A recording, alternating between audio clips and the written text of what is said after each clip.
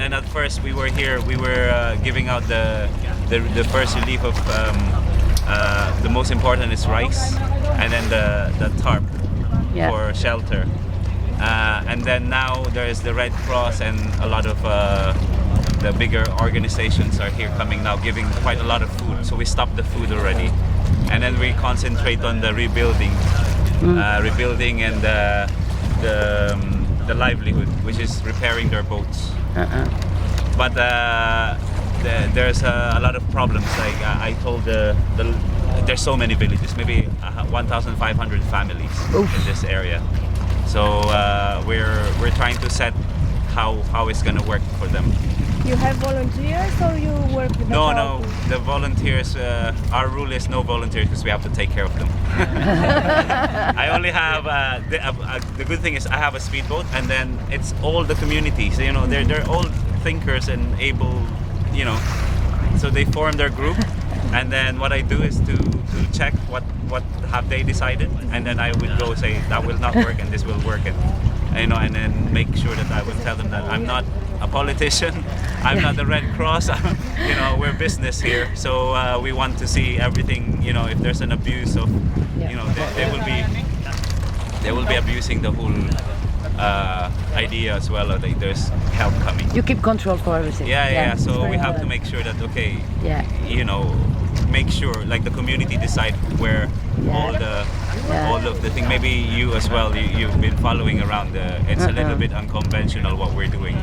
You know, we're skipping all of the government agencies.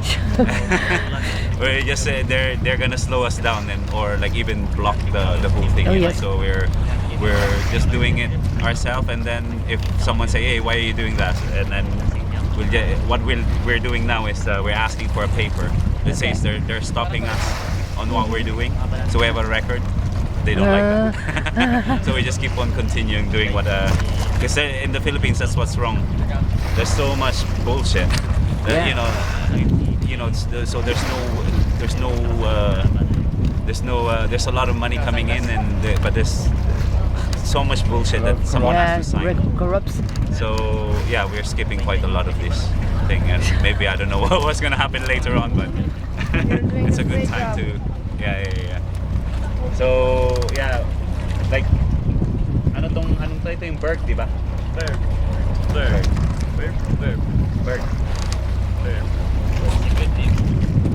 This is a Berg.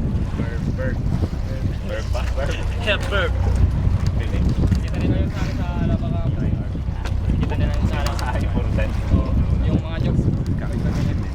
Yeah, you will see some more. The guy blue shirt is looking mixed. No mixed between. Another thing that I discovered, there's 3 major oil drilling company here. Yeah. And they're not moving. Nothing. So like that's why I went to Manila last week, and I told them you have to move fast before the media arrives and like find out that you're not moving. Oh my God! Oil drilling company, you know what I mean? In this region here, you'll see later on like some of the villages. Yeah. Here, they're actually, you know, this is the first village that we went and see when we arrived, and we thought like, oh my God, you know. And then 2-3 days later we went up. We don't like there's a village that is not there anymore. I don't know where they went. It's just it's gone. But anyways, that's good that you're experiencing it the last day. Yeah, because but it's quite depressing on your first expedition, and we're like giving out like, you know, because we have to use the expedition going down as well for supplies, you know. And then your first day, so you're just giving out and going on. It's like it's unfair as well because, you know, some people likes it, but like some people are just like get into like the depressive state on their first day of the holiday expedition. You know? This is your first time in this area as well, or have you been here before after the typhoon? No, we've been. So you've been here all the time. Yeah, all the time. Okay.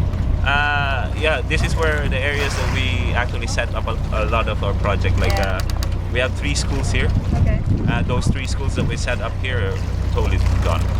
So we have to rebuild, and we also have a lot of projects in the estuaries because they're that's where all the like they are all immigrants here from the Visayas.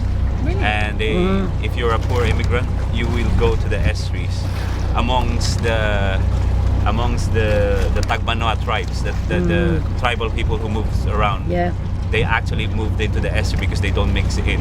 So what you get there is like both like the poor immigrants and the tribal people, which is not a good mixture because there's a clash between cultures, you know. And then so they don't form a community. That there's no school. That's where we put up a school, and then there's no help that's coming from the government because the tribal community don't like asking for help, or it's not in their culture, you know. So that's where we set up the schools. Like inland, we don't go there a lot with the expedition because it's half an hour into the mangroves and then half an hour trek, and that's where we set up because they need it more. Here, these villages here, they still get help from the government, the Korean government. Yeah. How many families are in this area?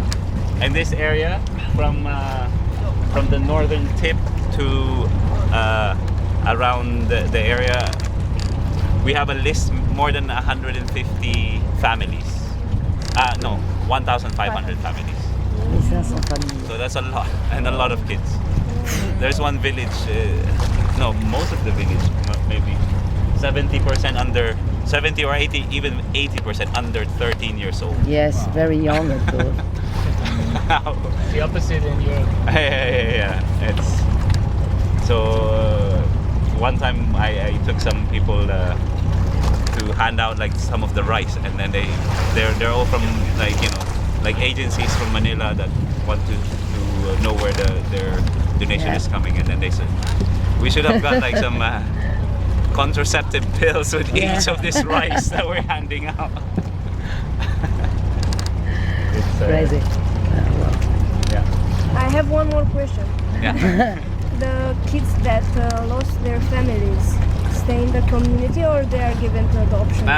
There's no one. The good thing about here is because they had it the last of the typhoon. They hear it on the news about like what happened in the east. So they all moved up. So it's not like No. in Tacloban that. No. There's not much casualties. There is a lot of casualties on boats. All of the South China Sea fishing boats from all over the Philippines, they came here inside.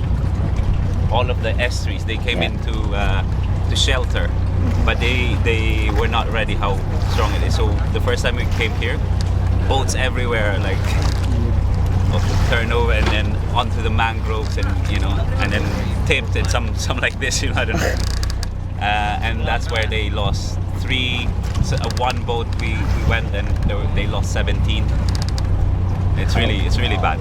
Here now they just start clearing it. There are still some boats inside, but this is famous for all the boats to go during typhoon, but that one they didn't expect it was going to be like that. So there's a lot here. There's a lot of big fishing boats that had problems, and then they have to get it out. This is the 5th week now, so by the 3rd week it's all clear. So yeah, so the villagers know. They I think when they heard that what happened to Tacloban in the radio, you know, everyone went up, and it's at night time, so they would wanna, you know, they just went up the hill and brought everything with them. So they were prepared somehow. No, they were not prepared. They were just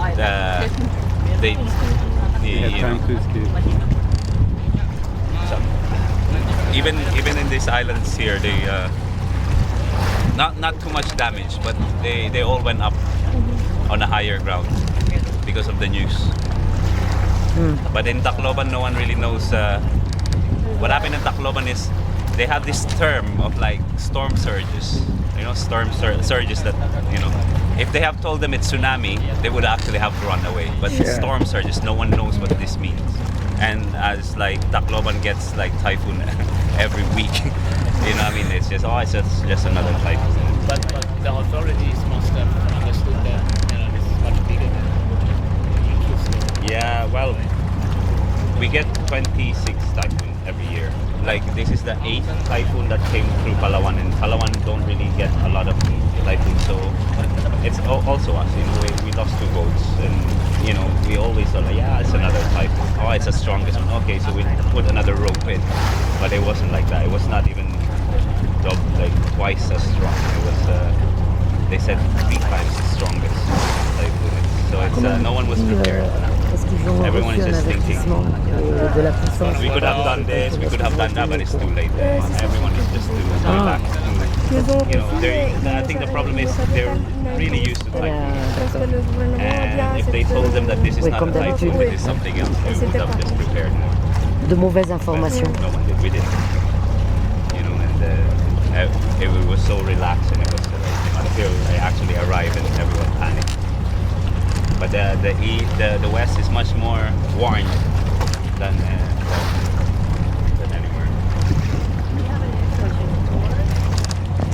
No, like all the boats not allowed out in the sea, but we still lost, even though we tried to hide it in the mangroves. And because they said that the wind lifts up the boat and it just smash it down.